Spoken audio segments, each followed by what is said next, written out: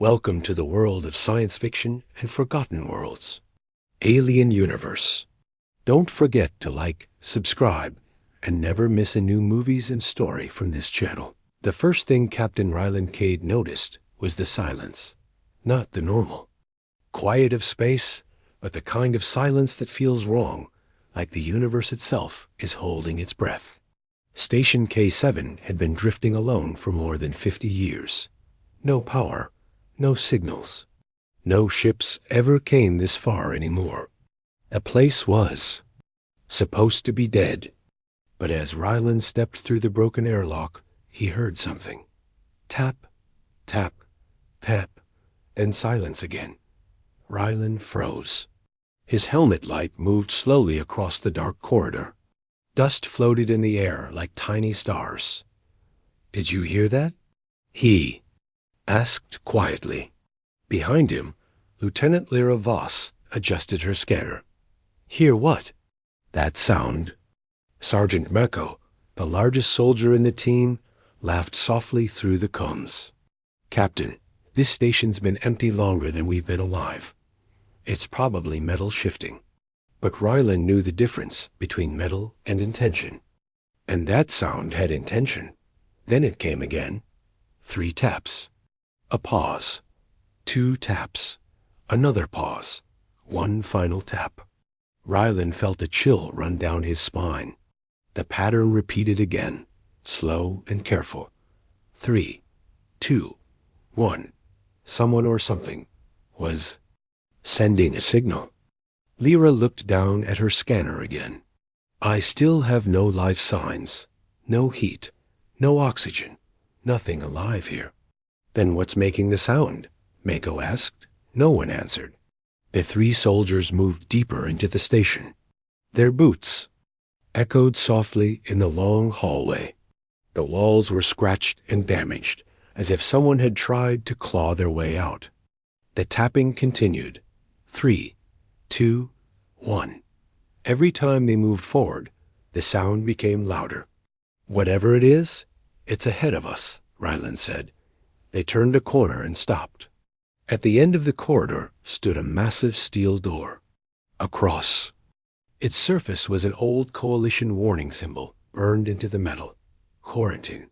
Do not open." Mako swore under his breath. "You've got to be kidding me." Lyra's voice became tense. Coalition quarantine marks were used during the First Border War. That was nearly 80 years ago. Ryland stared at the door. "And this station was abandoned 50 years ago," he said slowly. "Exactly," Lyra replied. A cold realization settled over the team. Something had been locked inside this room. And then the entire station had been abandoned around it. The tapping came again. But now it was louder. And it was coming directly from the other side of the door. 3 taps. 2 taps. 1 tap. And silence. Mako shook his head. "Captain, whatever is in there was locked away for a reason. We should report this and leave." But Ryland stepped closer to the door. His gloved hand touched the cold metal. "Someone is trying to communicate," he said quietly. Lyra looked nervous. "Or lure us." Ryland studied the heavy locking system. The power was gone, but the mechanical locks were still intact. It hadn't been sealed forever. It had been sealed on purpose. "Captain," Mako warned again. But Ryland had already taken out his plasma cutter. The blue blade lit the dark hallway. "If someone or something has been trapped here for 50 years, Ryland said, "we're not walking away." The cutter touched the metal lock. Sparks burst into the darkness as the blade began slicing through the thick steel. For a moment, nothing happened. Then suddenly, the tapping stopped. Completely. Ryland froze. The silence became heavy. Too heavy. Lyra whispered, "Why did it stop?" No one answered, because at that exact moment, something on the other side of the door slowly touched the metal. And for the first time since they entered the station, a voice spoke. Soft, calm, and not in any language humans had ever heard before. For a few seconds, no one moved. The strange voice faded into the silence, leaving only the soft hum of Ryland's plasma cutter. Did you hear that? Lyra whispered. Mako answered immediately. Yeah, and I don't like it. Ryland slowly turned off the cutter. The sparks died, and darkness swallowed the corridor again, leaving only the narrow beams of their helmet lights. Run the translation system, he said. Lyra shook her head while typing quickly on her wrist console. It's already running, but it's not recognizing the language, not even close. The door stood in front of them like a wall, hiding a secret that had waited half a century to be discovered. Then the voice came again, soft, melodic, like someone speaking through music instead of words. It flowed through the metal door, echoing gently through the hallway. And suddenly Lyra gasped. Captain, wait, what? Her scanner screen was flashing. The translation system had begun reacting, but not in the way it normally did. It's not translating, she said slowly. It's responding. Raylan frowned. Responding how? Lyra pointed at the screen. The alien voice was creating patterns inside the ship's communication system. Each sound was triggering small bursts of data in the station's old network, like the voice was pressing invisible buttons. Then, somewhere deep in the station, a light flickered on. The entire team froze. Mako stared down the corridor behind them. Tell me that didn't just happen. But another light flickered. Then another. One by one, dim emergency lights. Across the hallway slowly came to life. The dead station was waking up, and the alien voice was still speaking, not louder, not faster, just calmly continuing. Lyra's breathing became heavier. Captain, the system logs are changing. What do you mean? The station thinks someone is giving commands. Ryland looked back at the sealed door. You're telling me the voice inside that room is controlling the station? Lyra swallowed. Yes. Mako stepped closer, his rifle raised. That's impossible. But just then, the security panel beside the door suddenly sparked. A faint blue light appeared across the old locking system. Power, after 50 years. The metal locks inside the door shifted slightly with a deep mechanical sound. Clunk. The team immediately stepped back. No one touch anything, Mako barked. The alien voice paused again. For a moment, the hallway became quiet. Then the voice spoke once more. This time the sound changed. It wasn't soft anymore. It was precise. Every word came out like a perfect tone. And suddenly Lyra's translation system began to glitch. Symbols appeared on her screen. Unknown characters. Ancient star maps. Navigation codes. Ryland leaned closer. What is it showing? Lyra's eyes widened. I think, she said slowly, it's not a language. Then what is it? Her voice dropped to a whisper. It's coordinates. The alien voice spoke again, and the station lights grew brighter. Doors deeper in the facility, unlocked with distant metallic echoes. The place was coming back to life, piece by piece, like the voice was waking up a sleeping machine. Mako stared at the door again. Captain, whatever is in there, it's not a prisoner. Ryland said nothing, because he was starting to understand something terrifying. The creature inside the sealed room wasn't begging for help. It wasn't trapped. It had been waiting for someone to arrive. And now that they were here, it was finally beginning to speak. The door lock suddenly released with a loud metallic crack. Clang. All three soldiers raised their weapons instantly. Slowly, very slowly, the heavy quarantine door began to slide open. Darkness waited inside the room, and from within that darkness, two glowing eyes opened. The door opened slowly, dragging across the floor with a deep metallic sound that echoed through the corridor. For a moment, no one breathed. Rylan raised his rifle, aiming straight into the darkness inside the quarantine chamber. Lyra and Mako stood beside him, their weapons ready. Nothing moved.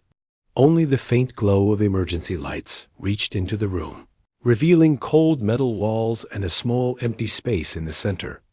Then the glowing eyes blinked. They were not large or terrifying. They were small, soft, and strangely calm. And then a figure stepped forward. It was a girl. Or at least, she looked like one. She was thin, almost fragile, with pale silver skin that reflected the dim light of the corridor. Long dark hair fell over her shoulders, and her glowing blue eyes studied the humans with quiet curiosity. She wasn't wearing any armor. No weapons. Just a simple piece of thin cloth wrapped around her body. For a moment, none of the soldiers spoke. Mako was the first to break the silence. "That's it?" he said quietly.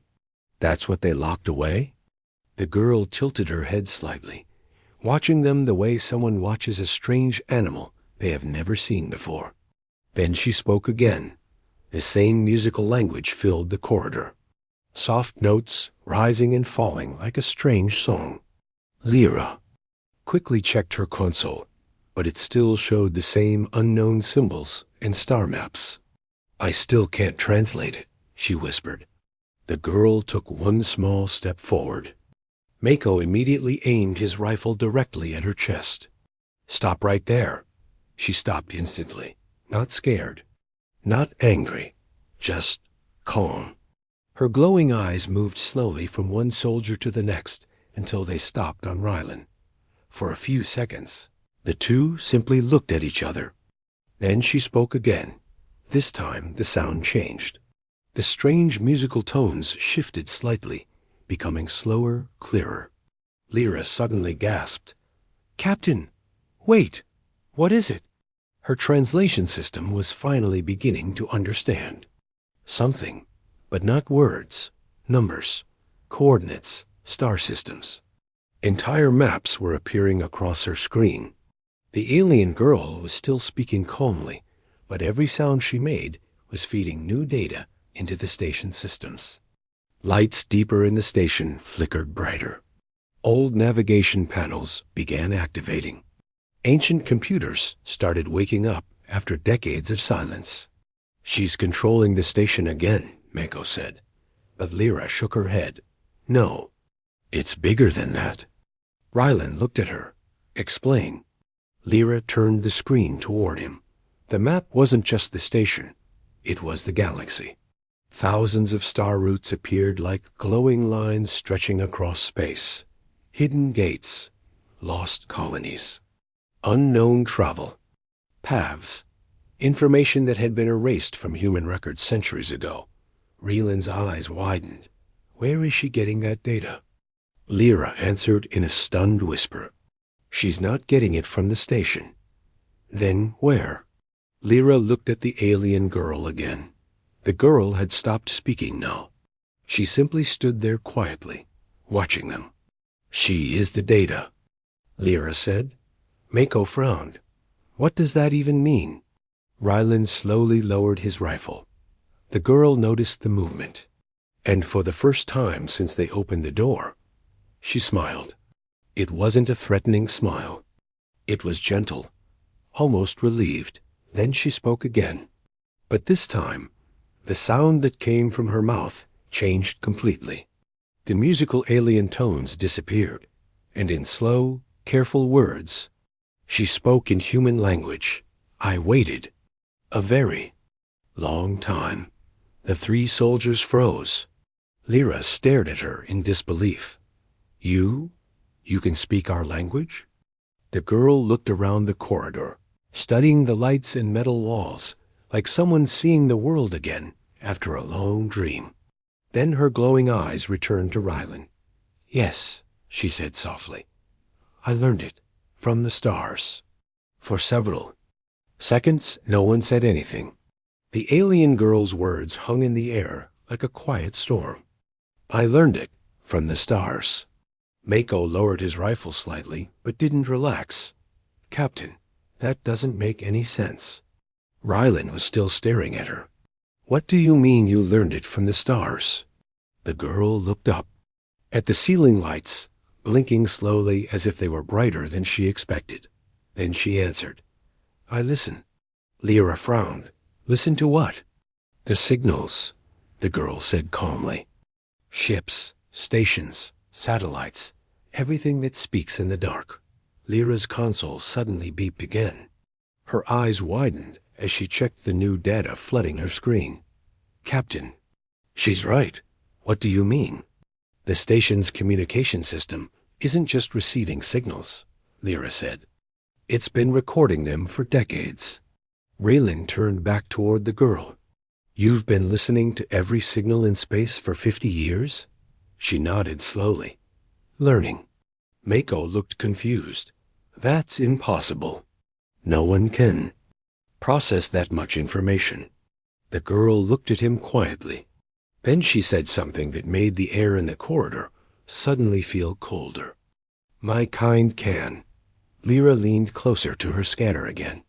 The symbols on the screen were changing faster now. More maps. More star systems. But something new appeared among the data. Old coalition records. Very old. Lyra's face slowly drained. Of color. Captain, you need to see this. Rylan stepped beside her. The file she opened was marked with a red military seal from nearly 80 years ago. Project Astra. Status. Terminated. Subject. Unknown species. Designation Star Speaker. Rylan felt a chill crawl down his spine. What is this? Lyra scrolled through the report. They didn't capture her, she whispered. They found her. The report described an exploration fleet discovering a strange child drifting inside a damaged alien vessel deep in unexplored space. She had no technology, no weapons, just a strange ability. She could hear signals no machine could detect. Natural transmissions hidden within cosmic radiation. Patterns inside starlight itself. She could understand the universe the way humans understood speech. That's why they locked her here, Mako said quietly. They were studying her. Lyra nodded slowly. But that's not the twist. Raylan looked back at the alien girl. She was watching them again, calm, patient, like she had already seen this moment happen. What aren't we seeing? He asked. Lyra scrolled to the final page of the report. Then she stopped breathing. Oh, no. What? Her voice came out barely above a whisper. The station didn't quarantine her. Rylan felt the cold realization forming before she even finished the sentence. Then what did they quarantine? Lyra slowly turned the screen toward him. The final line of the report read, Containment failure, entity escaped. Rylan's blood ran cold. He slowly turned back toward the alien girl. You weren't the prisoner. The girl looked at him with those glowing blue eyes and gently shook her head. No. The lights across the station suddenly flickered. Far away, deep. Within the structure, a massive metal door slammed open. The sound echoed through the corridors like distant thunder. Mako immediately raised his rifle again. What the hell was that? The alien girl looked down the hallway toward the dark parts of the station. For the first time since they met, fear appeared in her eyes. Her voice was quiet, but urgent. That is why I was waiting. Another loud metallic crash echoed somewhere below them. Something huge was moving inside the station. The girl stepped closer to Rylan and whispered the words that changed everything. You did not free a prisoner. Her glowing eyes turned toward the darkness deeper in the station. You opened the cage. For a moment, no one moved. The words echoed through the corridor like a warning that had arrived too late. You opened the cage. Another deep metallic crash rolled through the station. The floor beneath their boots trembled slightly, as if something massive had just shifted somewhere far below. Mako raised his rifle toward the dark hallway. "Captain, we need to leave. Right now." But Ryland didn't move. His eyes were still on the alien girl. "You knew this would happen," he said quietly. The girl didn't deny it. "I hoped you would come sooner." Lyra looked down at her scanner again. The station systems were lighting up everywhere. Now, doors were unlocking. Old machinery was waking up. But mixed with those signals was something else. Something moving. Fast. "Captain," she said, her voice shaking. "There's a life form in the lower levels. A very large one." "How large?" Mako asked. Lyra swallowed. "Too large for this station." Another thunderous bang echoed through the corridors. Somewhere below them, metal screamed as if something powerful was tearing through a sealed wall. The alien girl stepped closer to Ryland.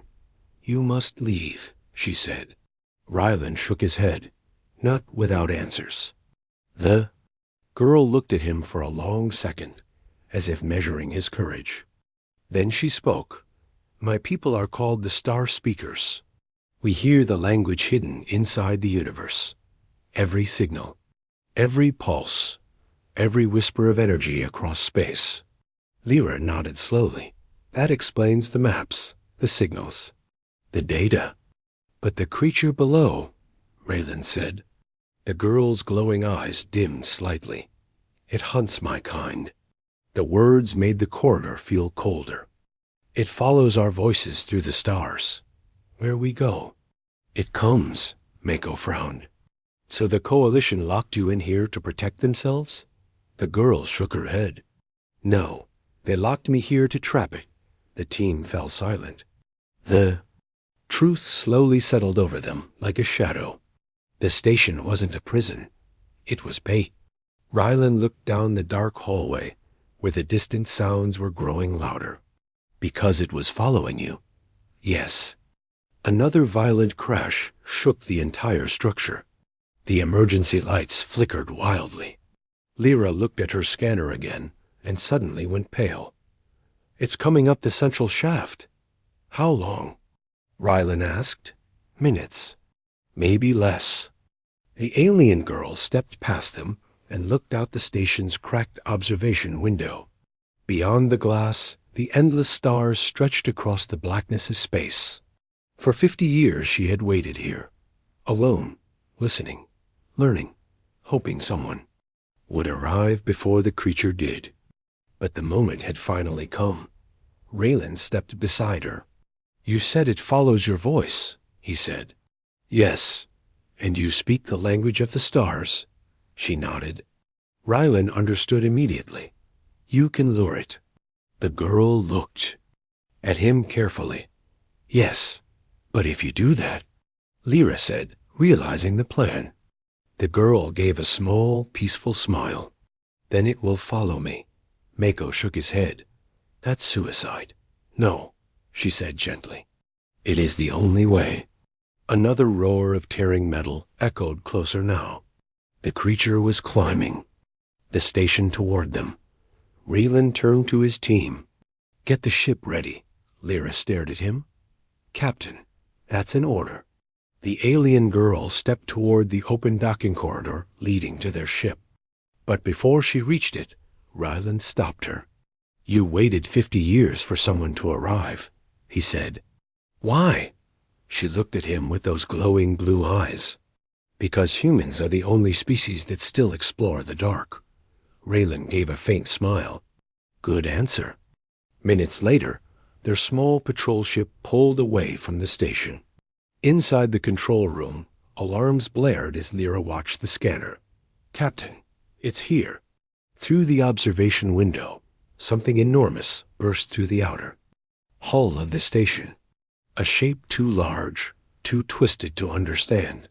A creature made of dark armor and shifting limbs, moving like a living shadow. It had finally reached the place it had been hunting for decades. The alien girl stood calmly inside the ship's open cargo bay.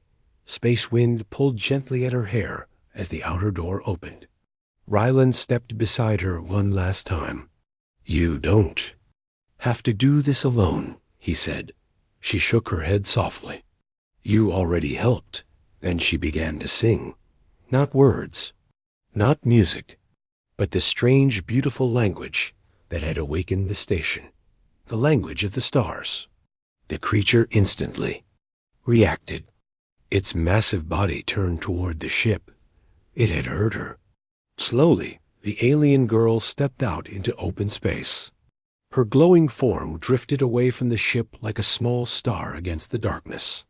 And the monster followed, farther, farther, away from the station, away from humanity, until both shapes disappeared into the endless sea of stars. Silence returned to the empty station. Lyra stared at the scanners. They're gone. Mako exhaled slowly. She saved us. Rylan looked out the window at the quiet galaxy. But he wasn't thinking about the creature. He was thinking about the girl who had listened to the stars for 50 years, just waiting for someone to come. As the ship turned toward home, a faint signal suddenly appeared on Lyra's console. A soft repeating pattern. 3 taps. 2 taps. 1. Rylan smiled. Slightly.